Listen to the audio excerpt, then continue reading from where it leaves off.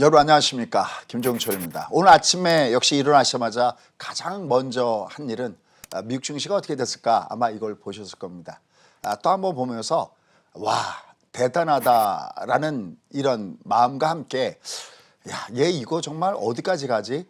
이거 이러다 조정받는 것이 아니야? 뭐 이런 여러 가지 생각들을 같이 복합적으로 갖고 계실 겁니다. 바로 그렇게 흔들리는 것은 왜 그러냐면 본인 스스로 매매의 기준이 아직 없기 때문이죠. 또 하나는 시장은 하나의 큰 파동, 우리가 그것을 추세다라고 얘기를 합니다. 그 추세와 단기적으로 왔다 갔다 하는 것에 대한 구별이 다소 좀 부족하기 때문이 아닌가라는 생각합니다. 저도 마찬가지로 30년 동안 여태까지 해오면서 그런 실수를 참 많이 했기 때문에 더 이상 그런 실수를 하지 않기 위해서 계속해서 하루하루 매일매일 공부를 더해가고 있습니다. 자, 일단 먼저 오늘 아침에 미국 증시가 위로 올라간 배경은 이미 여러분도 아시다시피 미국의 경제 지표가 상당히 좋게 나왔습니다. 제조업과 비제조업, 서비스 쪽에서 PMI 지수가 상당히 긍정적으로 나온 것이 일단 첫 번째 하나가 됐고요. 그다음에 아마 온통 관심은 애플과 테슬라일 겁니다.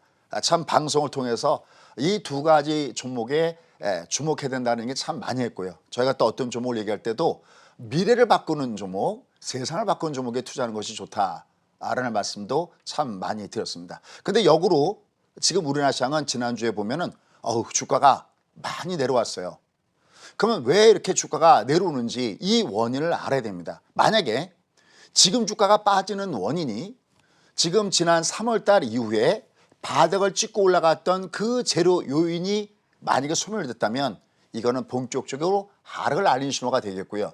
다행히 그것을 건드는 것이 아니라면 현재 주가는 어느 정도 조정을 받은 다음에 다시 올라갈 수 있겠죠. 과연 여러분들은 어느 쪽을 선택하시겠습니까? 그게 단순하게 찍는 게 아니라 왜 그런가, 그 이유를 알아야 되는 것이죠. 그래서 지금 주가가 이렇게 올라갈 때 두 가지로 갈려 있죠. 한쪽은 간다와 한쪽은 야, 이건 펀더멘탈 상으로 봤을 때 너무 많이 올라갔어 해서 이미 계속해서 올라갈 때마다 부정적인 목소리를 쏟아낸 것도 만만치 않게 많습니다. 아마 그런 사람들은 요새 주가가 조정받으니까 야, 드디어 이제 본격 조정이 시작되는 거 아니냐, 이런 얘기를 할 겁니다. 물론 누차겠지만 지금 장을 펀더멘탈적으로 접근한다 그러면은 이 장은 분명히 많이 올라와 있고요. 조정마다 마땅합니다. 근데 하나 꿀팁 하나 얘기할까요? 사실은 주시장에 오래 몸담고 있다 보면요, 시장은 사실은 퍼가 높았을 때, 그러니까 지금처럼 야, 이거 펀더멘탈 대비 좀 너무 고평가된 거 아니야? 그 퍼가 높았을 때 오히려 주식을 매수하는 겁니다. 역설적이죠. 왜 그럴까요? 왜냐하면 주가라고 하는 것은 미래 가치를 반영하는 거니까 지금 설령 코로나19 때문에 실적이 안 좋아? 그러면 그거 때문에 주가가 너무 많이 올라온 거 아니야? 그러면 당연히 그것은 고퍼가 되겠죠. 근데 그것이 무엇을 반영해서 움직이는 걸까요? 그렇습니다. 바로 포스트 코로나, 즉 코로나19가 어느 정도 진정됐을 때, 백신도 나오고 치료제도 나왔을 때, 이때 경제활동이 재개되면 과연 어떻게 될까라는 것을 오히려 미리 선반영해서 움직이는 거죠. 그러니까 오히려 지금처럼 이해가 안 되는 이런 부분들이 이해가 되게끔 우리가 많은 경험이 필요한 거죠. 그래서 퍼가 이렇게 높았을 때 오히려 샀다가 오히려 실제적으로 퍼가 줄어들었을 때, 즉 실질적으로 실적이 가시화가 되는 것이 보였을 때 오히려 PR이 낮아지겠죠. 오히려 그때부터는 매도를 고려하는. 그래서 이미 여러 차례 말씀드렸습니다. 지금의 이 장은 인플레이션이 오기 전까지는 시장은 어떤 데코보코 또 요번처럼 이렇게 순간 롤러코스터 나타나겠지만 결국은 내려가면 자꾸만 들어주는 그 현상은 계속될 것이다 라는 말씀을 드리고 있습니다. 하지만 제가 항상 추구하는 것이 있습니다. Why? 항상 제가 얘기할 때는 why? 왜 그런데요? 참 그걸 찾기 위해서 노력합니다. 자, 일단 그러면 첫 번째, 지금 3월달 같은 폭락적인 오는가? 지금 주가가 하락하는 원인이 무엇인가? 한 두 가지 정도를 꼽아봤습니다. 자, 일단 첫 번째, 지금 이 장이 하락을 할 때 가장 하락의 중심, 즉 뭐 코스피 시장과 코스닥 시장이 동시에 하락하고 있지만 일단 코스피 시장을 예를 들어서 말씀드릴게요. 코스피 시장이 이렇게 하락할 때 아마 여러분도 눈에 띄는 종목이 있었을 겁니다. 그렇습니다. 바로 SK하이닉스가 주가가 굉장히 급락을 줬습니다. 물론 이 앞에 보면은 뭐 삼성전자도 같이 뒤늦게 하락했지만 삼성전자의 조정은 SK하이닉스의 조정에 비하면 속칭 껌값이라고 할 수가 있습니다. 자, 그러면 왜 이런 현상이 발생되고 있는 걸까요? 라는 겁니다. 자, 그 부분은 바로 여기서 해답을 잘 수가 있습니다. 지난 17일입니다. 다시 미국이 중국 때리기를 지속하고 있습니다. 아마 화해에 대한 제재 얘기 나오면 그거 아마 여러분들 그렇게 단순하게 생각할 것입니다. 그러나 그렇게 단순한 문제가 아니라는 겁니다. 이미 미국은 화해, 5G와 관련돼서 바로 정보 정보와 관련돼서 화해에 대한 제재를 계속해서 해왔습니다. 근데 우리가 이런 것이 있죠.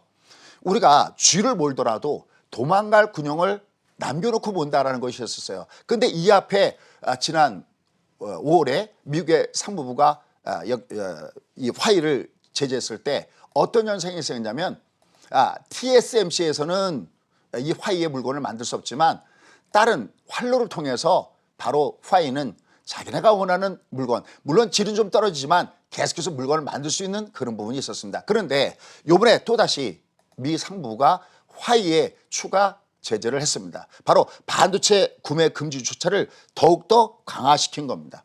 아주 구체적으로 나열을 하면서 제재를 강화하고 있기 때문에 상당히 이번에만큼은 화해에도 굉장히 타격을 받을 것이라는 해석들이 나오고 있습니다. 설계에서부터 생산까지 정말 조금이라도 미국의 어떤 기술이 포함된 부분이다 그러면은 그 모든 제품에 대해서 화해와 거래를 중지한다는 겁니다. 여러분 아시다시피 지금 우리가 반도체 강국이다 하지만 우리의 반도체 기술 우리가 보통 어디를 많이 합니까? 일본을 얘기를 많이 합니다. 근데 일본의 반도체 기술 어디를 얘기합니까? 그렇죠. 바로 원조. 우리가 보통 보쌈이나 족발도 원조 이렇게 얘기하는데 그 기술은 어디부터 온 걸까요? 당연히 미국으로부터 온 겁니다. 그러니까 어떤 기술이나 제품에 미국의 어떤 장비나 기술이 안 들어갔다 상상할 수 없는 부분들이 되는 거죠. 근데 이것을 조금이라도 들어갔으면 화해와 금지한다. 이건 완전하게 말 그대로 이제는 테러를 완전히 막아버린 그런 느낌이다라는 겁니다. 그래서 지난 5월 달에 TSMC는 바로 화해의 위탁 생산, 우리가 보통 저것을 파운드라고 하는데 위탁 생산을 갖다가 금지했습니다. 하지만 앞서 얘기했던 대로 다른 쪽에 활로는 있었습니다.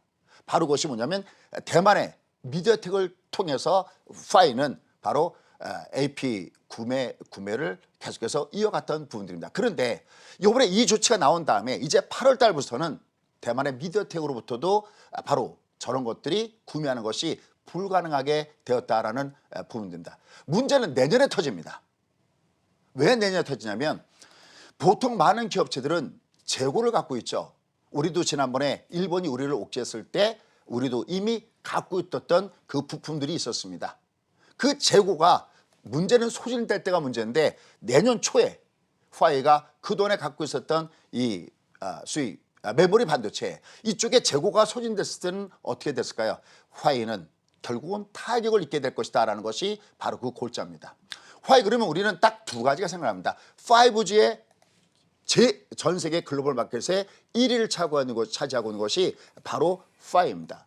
그 뒤에 우리나라의 삼성도 있고 그다음에 노키아도 있고 다른 유럽의 에릭슨도 있습니다. 그런데 바로 5가 5의 1인데 여기에 강력하게 타격을 받을 가능성이 높고요. 또 스마트폰에도 굉장히 큰 타격이 나타날 것이라는 것이 전체의 상황입니다. 물론 중국은 또다시 활로를 모색할 겁니다. 그 활로는 오직 하나밖에 없습니다.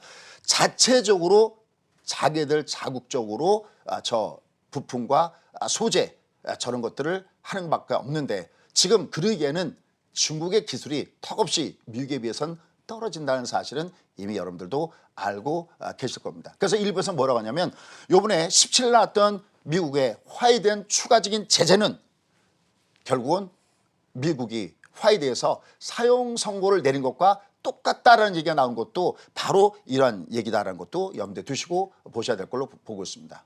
근데 놀랍게도 정말 놀랍게도 중국이 달라졌습니다. 이미 이 앞에 방송을 통해서 중국은 늑대 외교를 현재는 포기하고 있다라는 말씀을 드렸어요. 그냥 1대1로 대응하는 게 아니라 아마 우리 뇌리 속에 가장 기억에 남는 것이 있을 겁니다.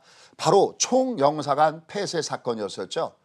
청도의 총영사관 이 부분과 연결시켜서 보면은 지난번에 미국이 어떤 제재 추진을 갔을 때 중국은 어김없이 거기에 대해서 맞대응을 했었습니다. 이 눈에는 눈으로 했던 것이 바로 중국이었는데 지난번에 지적했던 대로 중국은 늑대 외교를 포기했습니다. 보통 강력하게 내세우던 그게 아니라 이제는 상투적인 목소리만 반대하고 대응할 뿐이고 실제적으로 구체적인 사항이 나타나고 있지 않습니다. 왜 그럴까요? 이 말씀이었습니다. 이미 중국은 어디다가 배팅을 걸고 있다?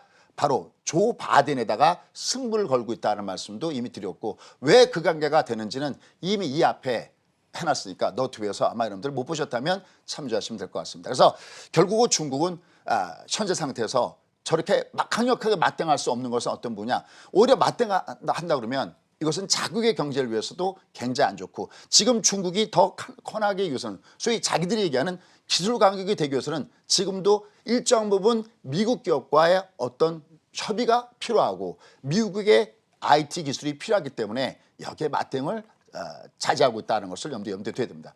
만약에 여기다 놓고 다시 똑같이 대미 보복에 나설 경우에는 오히려 미국의 추가 보복만 나온다는 거죠. 그래서 계속 대화를 강조하고, 그다음에 또 하나는 지난번 바로 미국과 중국의 1차 무역 협의도 일단은 제대로 이행할 것이다라는 얘기들이 계속 다른 채널을 통해서도 나오는 것도 바로 이런 부분이다라는 겁니다. 자, 그러면 이제 첫 번째 결론을 맺도록 하겠습니다. 과연 3월달 같은 폭락장이 올까요?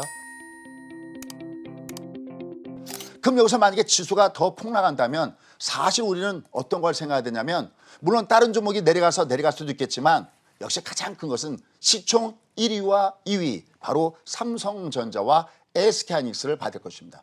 여러분들 오늘 아침에도 우리 앵커가 얘기했던 대로 딱 하나만 꼽으라면 애플이 5% 이상 올라왔다 그랬습니다. 여러분 상상이나 가십니까? 보통 미국과 중국이 정면 충돌했을 때 가장 먼저 타결받으면서 우리 피부에 느꼈던 것은 바로 애플의 주가 하락했던 것이죠. 근데 요새 애플은 거기에 영향을 받습니까?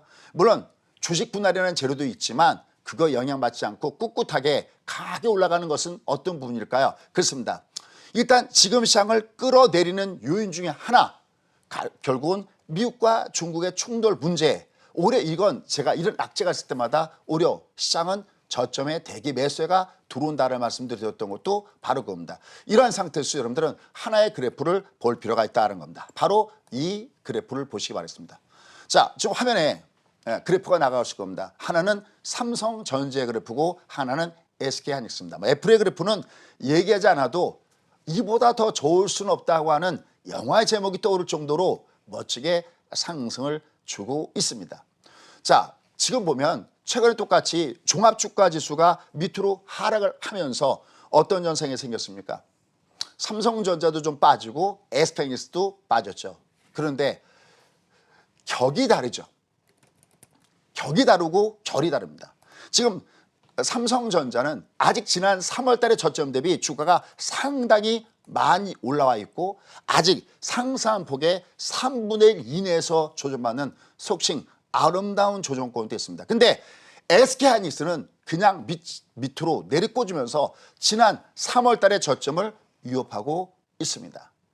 그 가장 큰 이유는 첫 번째, 삼성전자는 최근에 가장 많이 말씀드렸던 대로 비메모리 분야에 상당히 많이 투자를 하고, 비메모리 분야는 팹리스하고 그다음에 파운드리를 나누는데 이 파운드리 쪽에서 삼성전자가 갈목할 만한 성장을 하고 있습니다. 어떻게 보면 TSMC 너 긴장해야 돼, 내가 곧바로 너를 쫓아갈 거야 라고 할 정도로 삼성전자가 굉장히 깃발을 높게 달고 있습니다. 전체 파운드 시장에서 당연하게 TSMC의 마켓 쉐어는 50%가 넘어갑니다. 이제 삼성전자는 20%를 향해서 달릴 뿐입니다. 하지만 최근에 성장 속도가 굉장히 무섭습니다. SK하이닉스는 거기서는 그런 것들이 없는 부분이죠. 그다음에 또 하나, 역시 최근에 화웨이의 충격을 받았을 때 양쪽을 비교보면 삼성전자는 화웨이 매출 비중이 3.2%밖에 되질 않습니다. 근데 SK하이닉스는 얼마나 큰 비중을 차지하고 있냐, 무려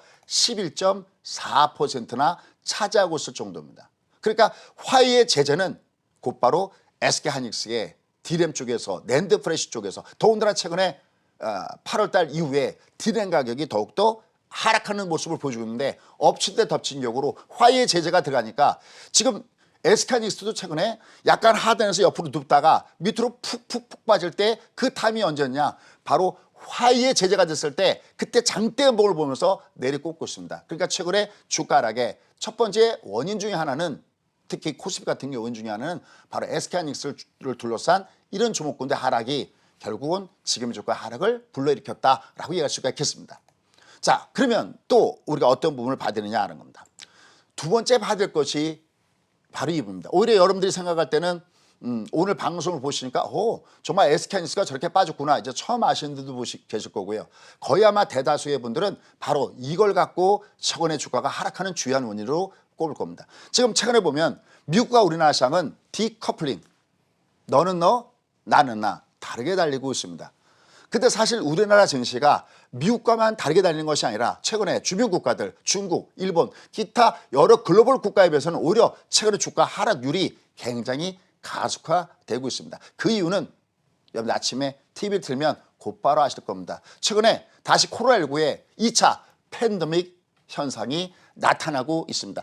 현재 글로벌 외신에서도 예전에는 굉장히 우리나라를 극찬하면서 모범 국가다 그랬는데 다시 이번에 2차 팬데믹 현상, 이 현상이 나오니까 조금 외국에서 글로벌 뉴스로 들어오는 뉴스들도 그렇게 좋은 뉴스만 나오지 않습니다. 역시 미국은 오늘 아침에도 S&P 500과 나스닥 지수는 사상 최고치를 갱신하고 있고 이미 애플은 시총이 2조 달러 넘어가고 있고 테슬라는 주당 2,000달러가 돌파하면서 위로 올라가고 있습니다. 소위 팡 기업체들, 팡 플러스 종목군단들, 미래를 바꾸는 종목군들, 이런 종목군단들이 여전히 시장을 앞서면서 올라가고 있습니다.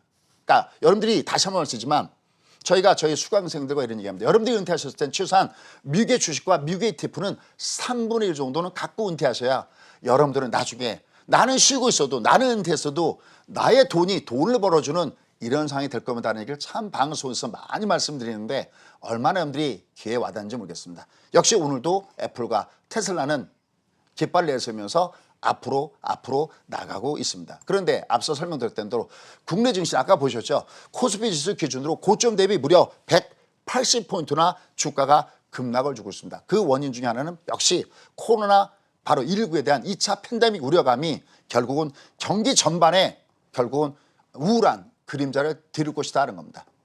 저는 일이 있어서 일주일에 한 번씩 강남을 갑니다. 갈 때마다 제가 깜짝 놀랄 때가 있습니다. 1층 우리가 소위 얘기하는 황금 상권을 갖고 있는 1층에서도 보면은 상가가 비어있는 건물이 굉장히 많이 있습니다. 건물 매각에 대한 얘기도 나와 있지만 1층 상가가 많이 비어있고 또 장사가 안 되는 것도 많습니다. 왜냐하면 우리가 물론 우리 같은 경우야 오프라인에 가서 물건을 사던 걸 저만 해더라도 온라인으로 주문을 하죠. 하지만 꼭 오프라인이 돼야지만 장사가 되는 쪽이 있지 않습니까? 이게 거의 전멸이다시피 한 선생이 나타나고 있습니다.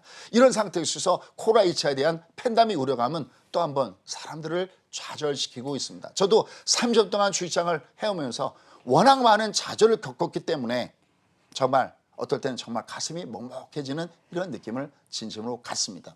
결국은 지금 이 시장의 모습을 보면은 지금 6일 이후에 지난 6일이죠. 지난 6일 이후에 서울 경기를 중심으로 해서 사회적 거리두기 2단계로 격상됐고 지금 최근에 또 나온 뉴스를 보면 이게 서울 중심의 수도권뿐만이 아니라 전 지역에 바로 사회적 거리두기 2단계로 격상할 것을 검토하고 있다는 얘기가 나오고 있습니다. 이러니 경기가 안 좋고 투자 심리가 저하되니까 주가가 또 밑으로 내려가는 건 당연하죠. 또 서울시에서는 지금 10명 이상의 집회는 전면적으로 금지한다는 얘기도 나오고 있습니다. 자, 그러면 이건 어떻게 될까요? 자, 보십시오. 지금 아까 우리가 첫 번째 지수를 끌어내렸을 때 특히 코스피 같은 경우에는 어떤 것이 원인이 되느냐.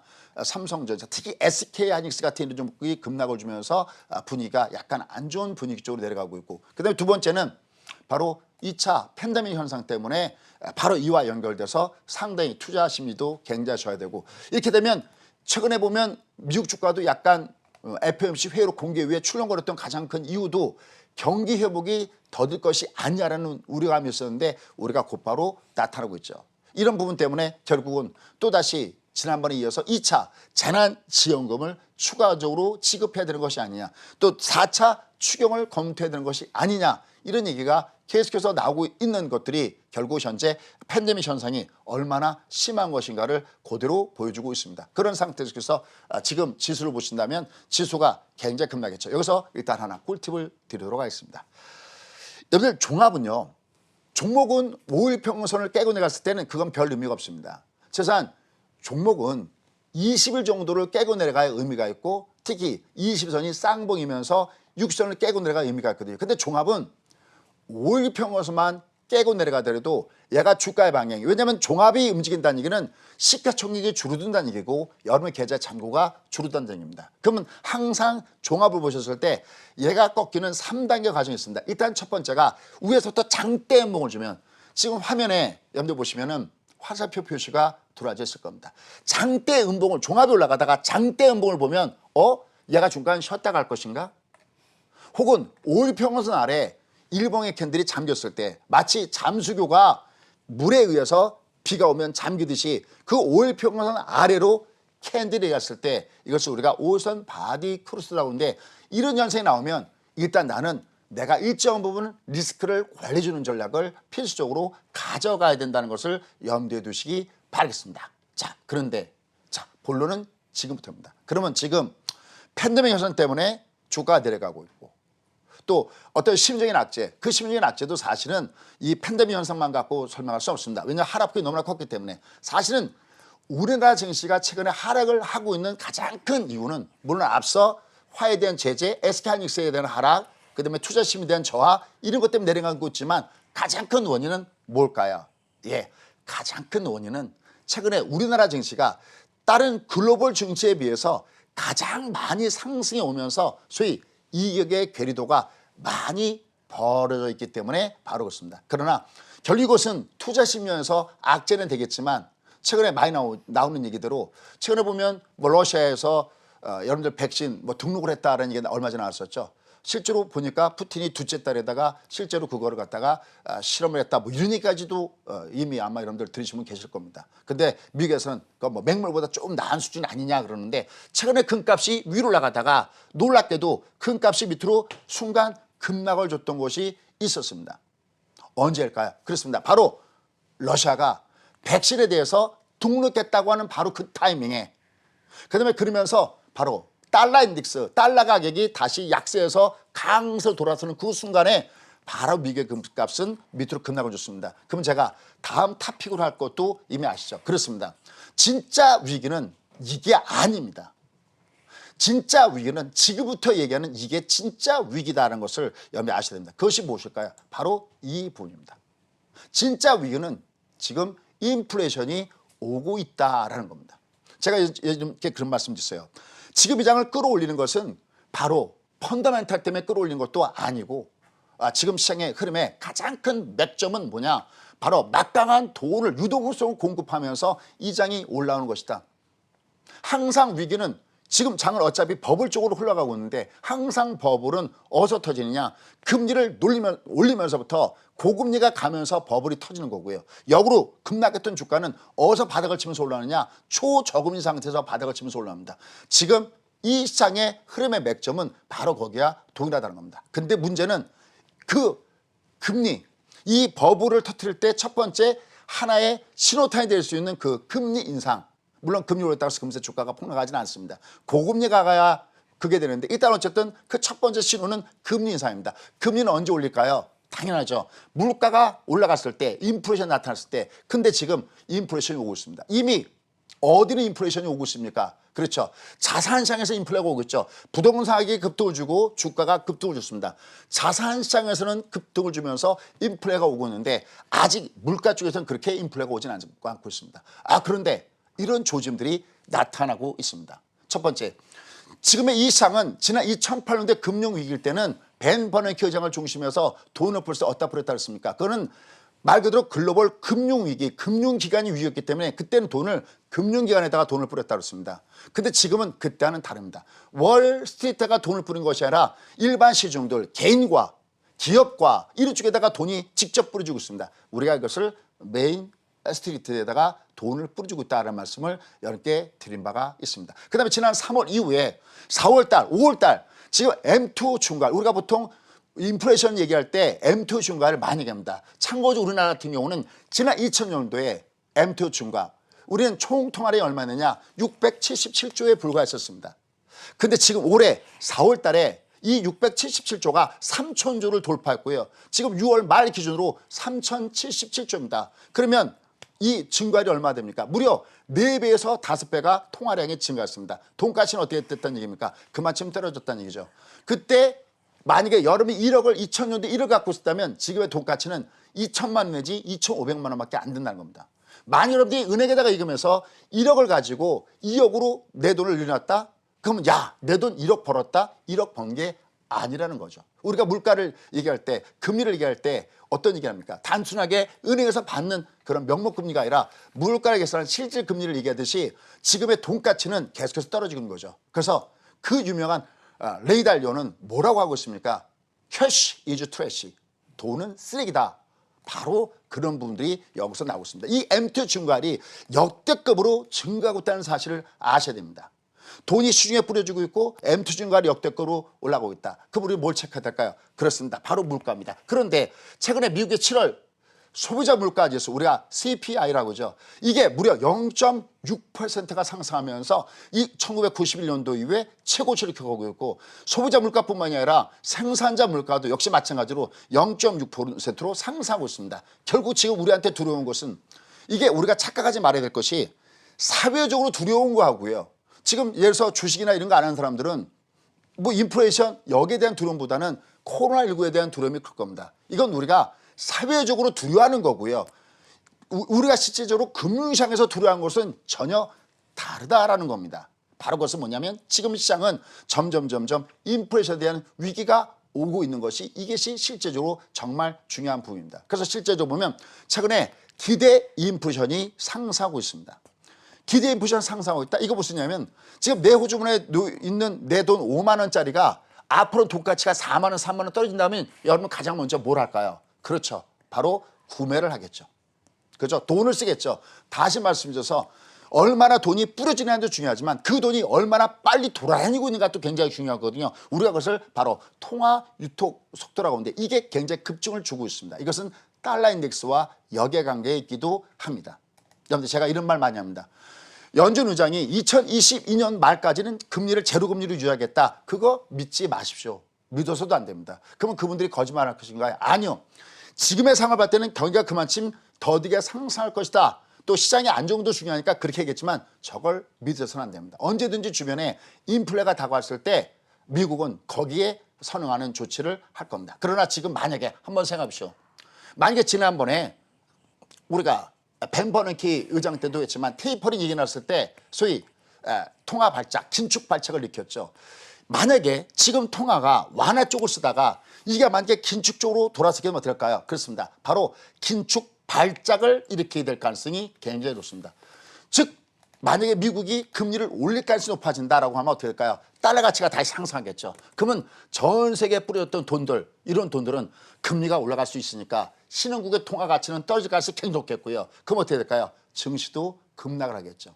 우리가 두려워할 것은 사실은 사회적으로는 다시 말씀이지만 코로나19가 두렵고, 더군다나 우리의 수출 비중이 1위가 중국이니까 미국이 중국과 계속해서 격돌하는 이 1, 2등이 격돌하니까 이것은 우리한테 굉장히 큰 내용이지만 실제적으로 우리한테 들어온 것은 바로 인플레가 오고 있다라는 측면입니다. 근데 다행스럽게, 아주 다행스럽게 지금 연준이 여전히 굉장히 유화적인 조치를 취하고 있습니다.